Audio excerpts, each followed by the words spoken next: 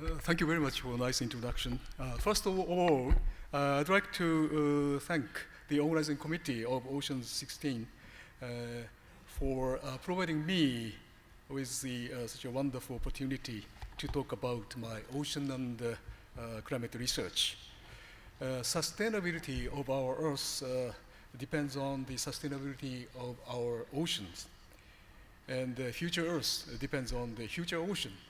And I'm currently involved in the ICSU Asia-Pacific Regional Committee member and hosting Future Earth, Future Ocean. So this is the right time for me to be here.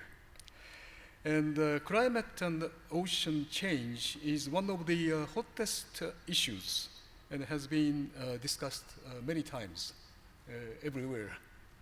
And so today I will focus more on the climate variability, and the possible applications of climate prediction. I think Professor Katin gave a very nice talk. We highly depended on those measurement systems, and using that measurement data and data simulation, we use models and predict future, and then apply that kind of data to real society. So that's why I am the director of the Application Laboratory of Japan Agency for Marine Earth Science and Technology. So let me start my talk about new climate modes and rich applicability of climate prediction. First, we should understand the hierarchical structure of variability in our climate system. Everything in our world has a structure. It's not so simple. You know the climate change, and also important thing is the anthropogenic impacts. Now some geologist says we entered in Anthropocene. I'm not sure it's accepted or not, but anyway, we entered a new geological period. And interdecadal and decadal climate variations are very important. And also interannual climate variations, such as El Nino or Indian Ocean Dipole and others, are very important. And I'll more focus on these variations. And this climate change is global. And this interdecadal is a basin-wide phenomena. Pacific Ocean, Atlantic Ocean, or we listen to the Antarctic seas and also Arctic seas. And interannual climate variations also basin-scale phenomena. But quite interestingly, we found very regional climate variations. And I hope this my new talk intrigue young people. But unfortunately, we cannot understand those things in the daily life. We only influenced by synoptic events. Then we realize the reason of that synoptic events might be related to global warming or climate variations. So let me start from the quite regional phenomena. This is a number of patients of hypothermia, heat strokes, in Japan. Okay, this is year, and this is the number of deaths. Okay, number of deaths is increasing because summer temperature is going up in Japan. And both women and men dies, right? And quite interestingly, for example, year 2010, 1,731 people died. Very many people died. But I think this is estimated rather low, and much more died, I think. And I put some word, La Nina. La Nina, my Princeton colleague, George Philander, coined the name. And also La Nina, like this. So La Nina gives us a high death rate. And quite interestingly, particularly the people sitting in the front seats, maybe recent, this one, if the temperature becomes higher than 34, 35 degrees, then this rate and also the increases for people aged over 65. Okay, there is quite a reason. Each government introduced some pension system after 65. Easy to die. but young people, okay. This is the statistics of Tokyo metropolitan. And let's go to the agricultural field. This is agricultural loss in Japan. You can see big loss here, 1993. There was no summer in Tohoku area. Tohoku is very well known for floods, seismic events. But also serious things happened in 1993.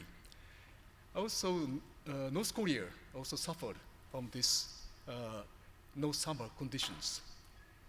It's a tremendous amount of loss in agriculture.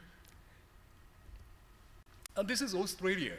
You can see the growth, general trend is growth of the crop harvest, but some years, sudden drop. And all those drops are related to Pacific El Nino or Indian Ocean dipole. So those climate variability is extremely important. And this is a disaster. Year 2004, many people say it's El Nino year. And normally when we have El Nino, we have a cool summer in East Asia, okay? But this year, very hot and many typhoons hit small island Japan. Japan is a small island. And in order to hit Japan, you must be a super skill of gunman, okay? And 10 typhoon hits, normally 2 typhoon hits Japan. And also many type of disasters, right? Flood, strong wind, high tide, landslides. So I coined the name of El Nino Modoki. Modoki is a Japanese word. In English, maybe pseudo El Nino may be best word, because influence is totally different. Even of Peru, same. Peruvian people said, oh, El Nino, then sea surface temperature must be high, but actually low. So Central Pacific warming, that is the El Nino Modoki. And this is the terrible things of super typhoon that hits Philippines, mega typhoon, and we call Haiyan. Japanese Meteorological Agency is just name of number 13. But China, also Philippines, the very nice name, I think. Haiyan, Philippines, maybe Yolanda or something like that. But disaster like this, okay? And this is a very peculiar combination of negative Indian Ocean dipole and La Nina in the Pacific. So climate is evolving. And this is a very important paper by Kosaka and Champin-Shah. Now he's a leading professor of Scripps Institute of Oceanography. And this, maybe look at this. This black line shows the global temperature. Since 1999 through 2014 or something like that, global temperature never rise, okay? Just a flat.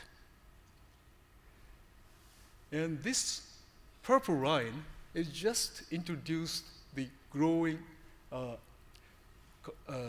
CO2 gas, okay, in the model, IPCC model. And then temperature goes up. Then what happened? And Champin-Shah and Kosaka introduced real observed sea surface temperature in the Pacific Ocean, okay? IPCC model never resolved that decadal, interdecadal phenomena. So they inserted the observed SST in this period.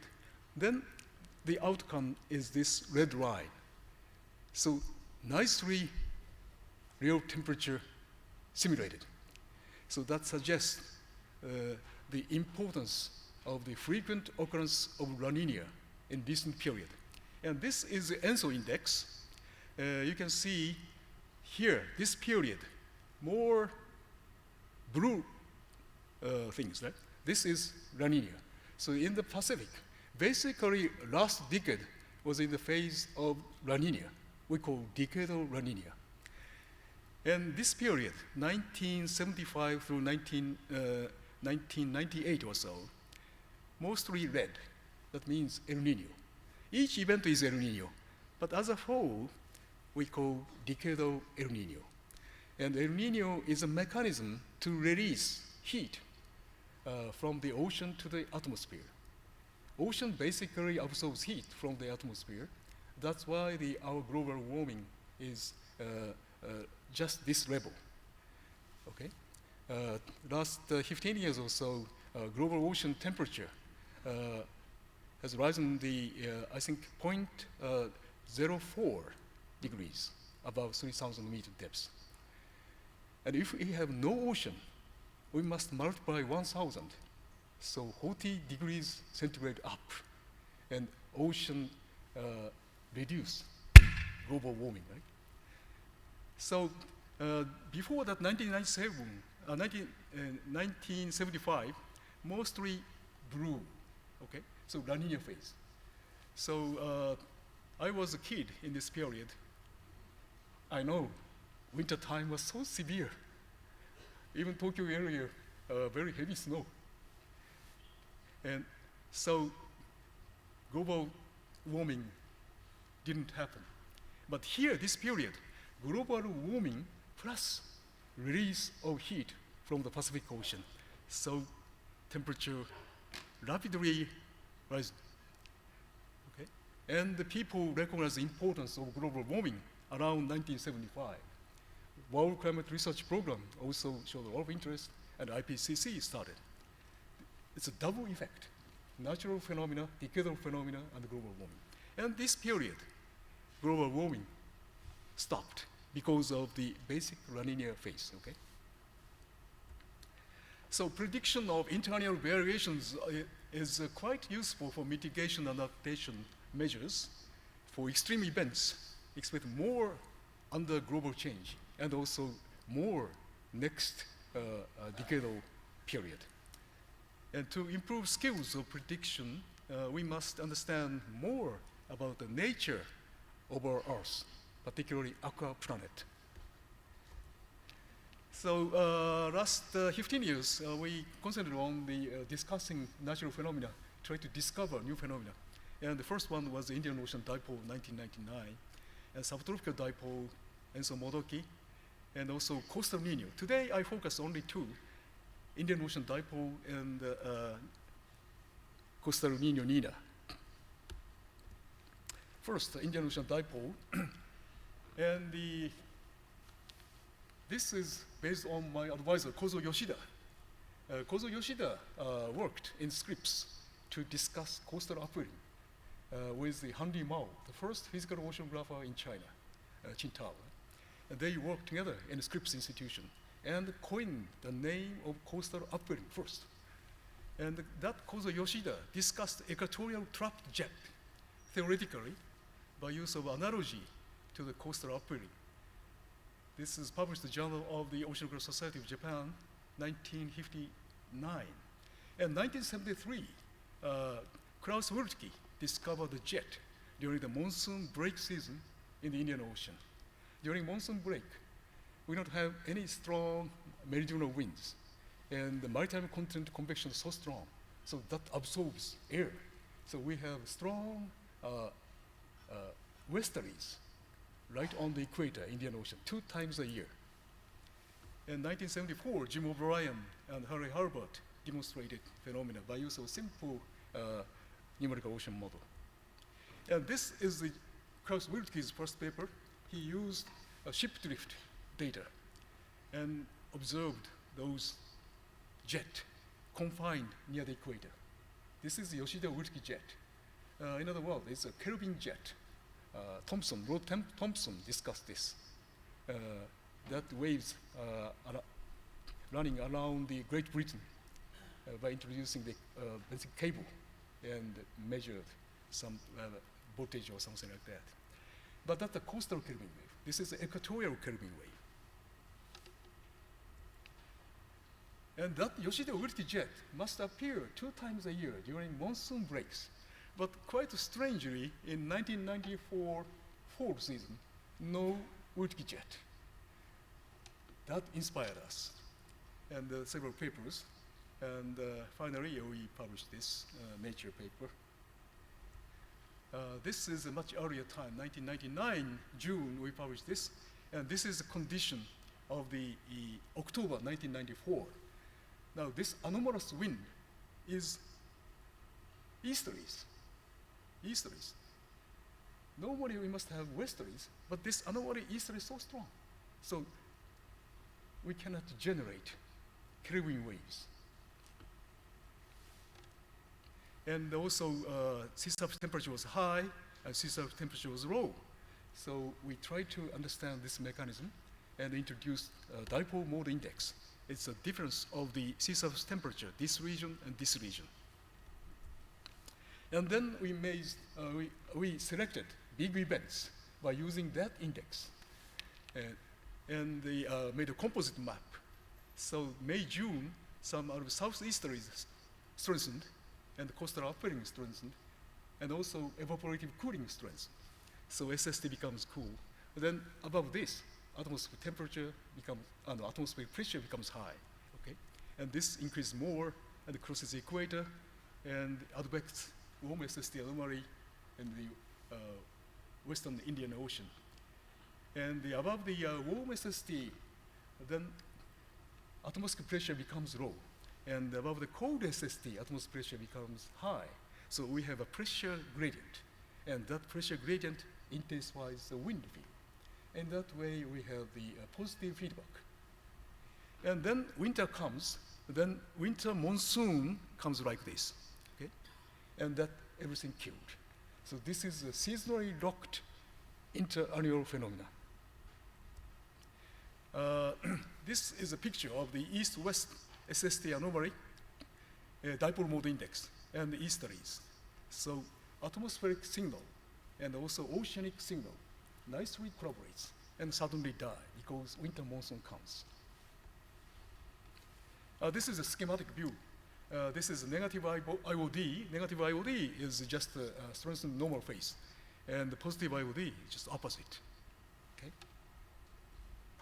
And this is a global influence of that IOD event. Here, maritime continent Australia becomes very dry, and the East Africa becomes very wet, and the Mediterranean regions becomes very hot, and the Japan area same, like 1994, and the even Pacific Islands, Hawaii sometimes have a problem, and also La Plata regions enjoy nice wet season. This is what we call teleconnection. Okay? And India also enjoy nice precipitation, or sometimes flat. Situation is very much different from El Nino. This is El Nino influence, right? Once we have El Nino, we have this region, East Asia, suffers rather abnormal summer.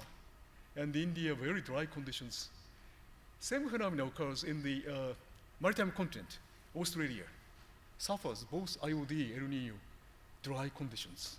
So extremely vulnerable to climate variability. Okay.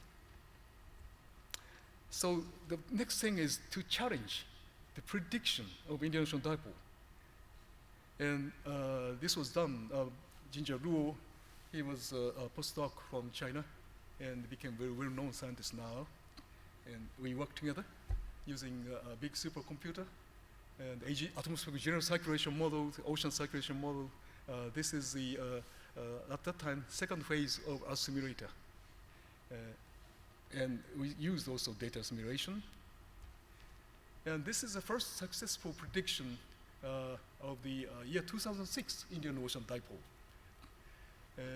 Year 2005, John Welsh's pasture, or New South Wales, is like this, beautiful. Year 2006, like this, miserable. Okay? And this is a prediction done by November 1st, year 2005. This is a red one. And also, blue one is already we know data, so we put this. So nicely captured the growth of the Indian Ocean dipole. So November 2005, we knew already, year 2006, June, dipole starts, and sent a message to John Welsh.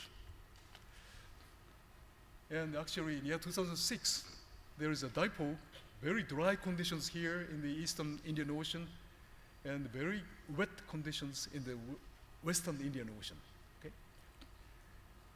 And more than 1 million people in Kenya, Somalia, and neighboring countries were affected by flooding. And severe drought in the Australian regions.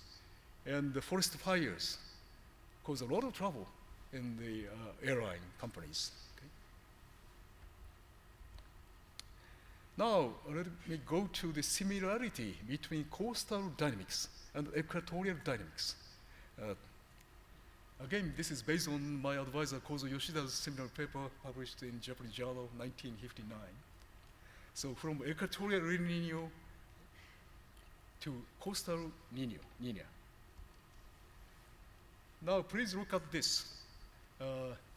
This is the year 2011, February, sea surface temperature anomaly. Very amazing here. Very, very warm conditions. And even the crayfish died, this region. And somewhere here, you have some peninsula called Ningaru. So we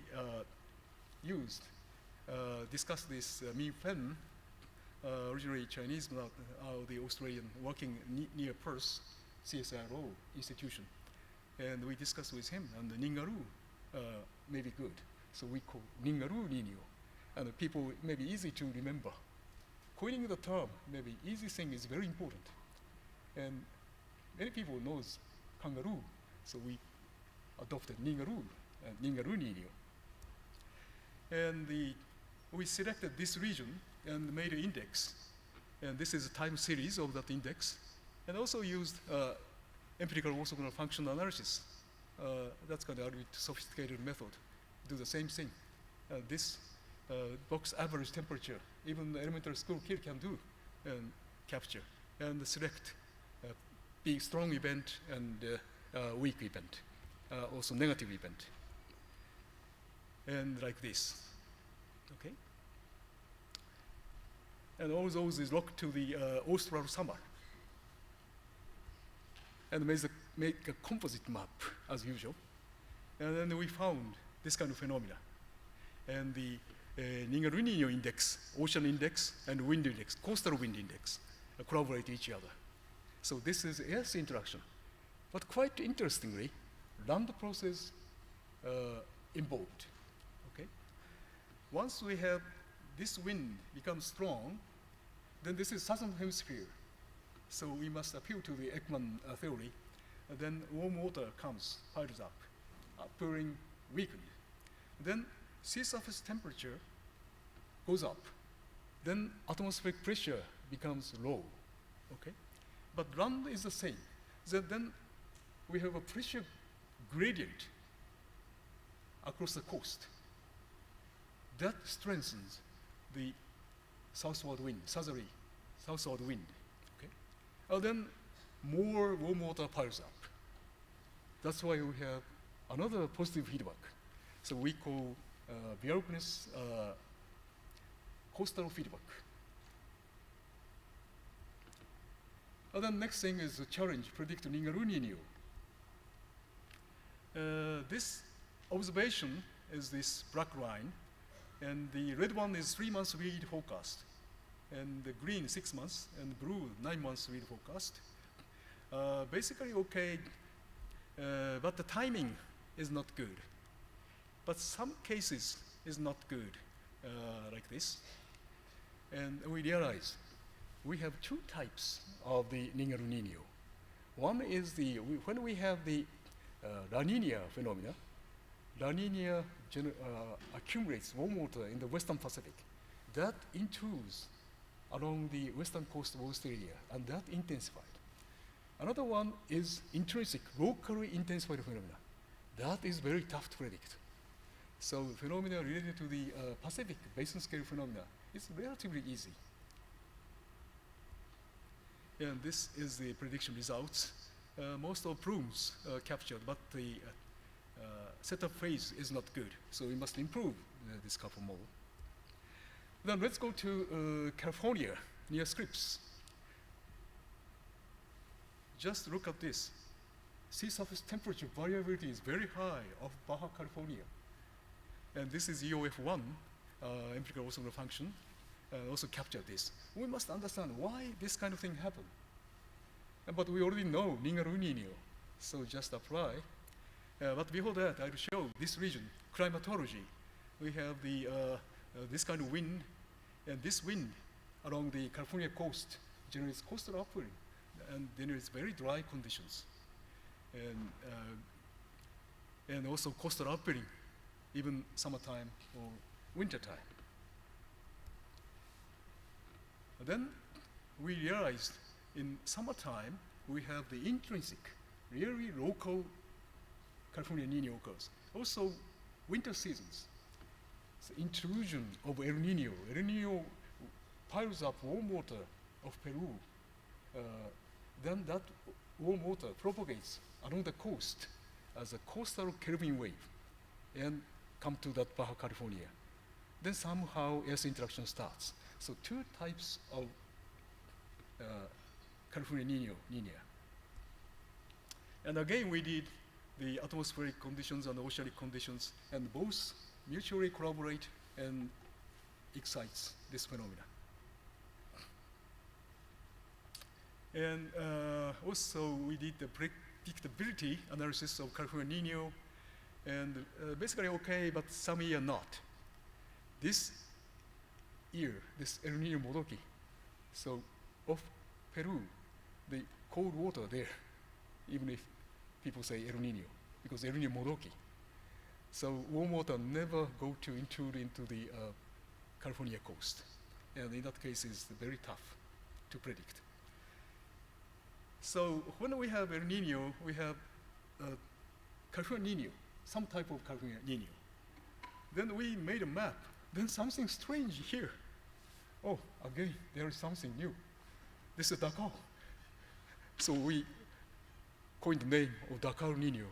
And I have a French postdoc and ask him, this is French people very active, French oceanographer very active, and he worked hard like this, and they captured the evolution of the Dakar Nino, basically the same.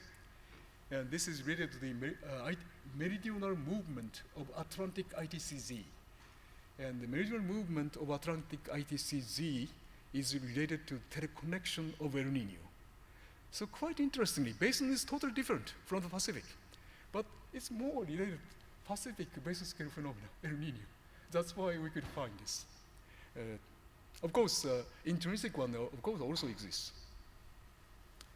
And this is the atmosphere index and the oceanic index collaboration. And we also captured strong event, positive event, and negative event. So this is more scientific summary, but coastal Nino-Nina. Coastal Nino-Nina is generated or strengthened by the coastal Bjerknes process, air-sea land interaction processes.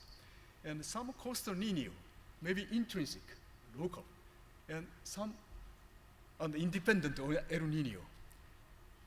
And some coastal Nino related to El Nino, La Nina, is easy to predict using the current prediction model, because current seasonal prediction model developed to predict El Nino, La Nina, or dipole.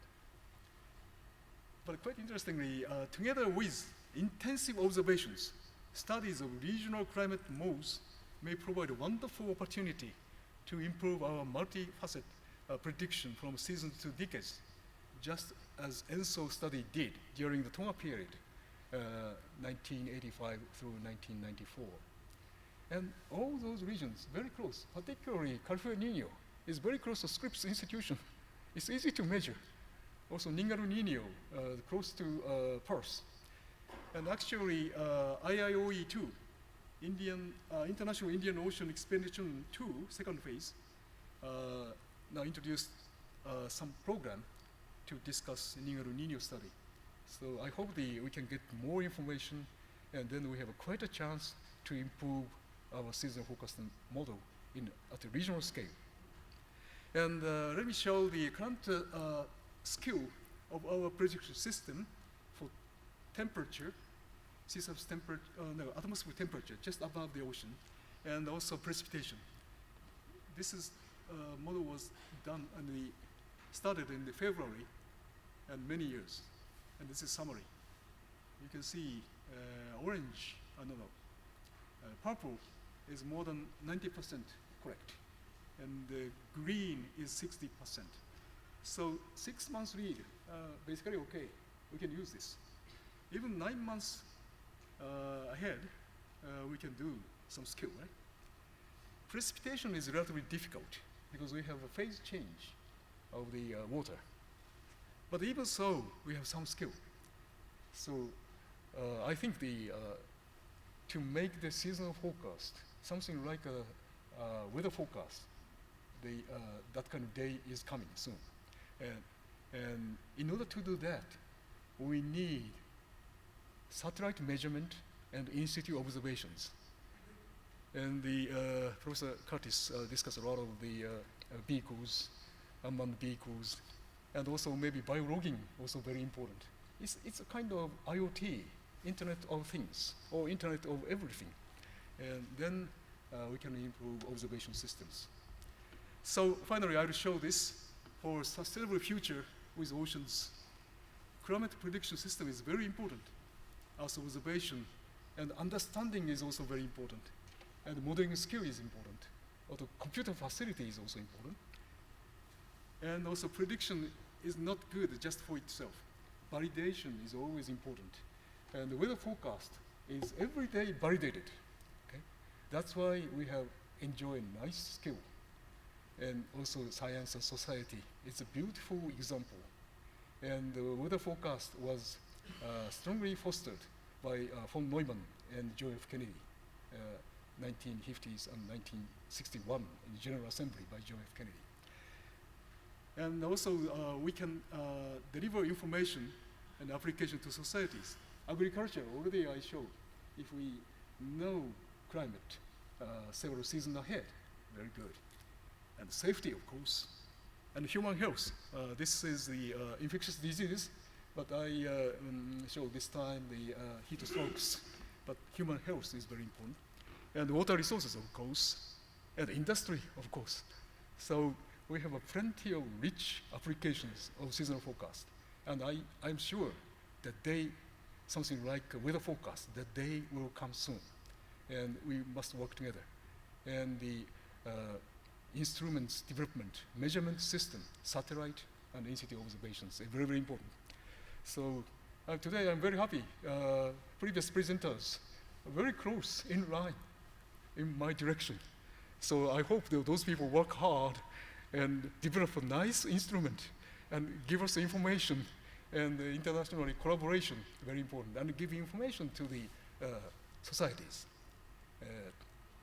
Developing countries or undeveloping countries.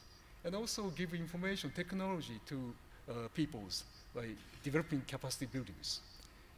And in that way, we can contribute to ISSC, Future Earth, also Future Ocean. And I heard the summit, G7 summit will discuss ocean, I think, quite soon in Shima, Tokyo. So I hope, but those high level is very far away. But we must say loudly, this kind of thing is very important. I hope the Chinese government and Chinese scientists also work together in this direction. Okay, thank you very much.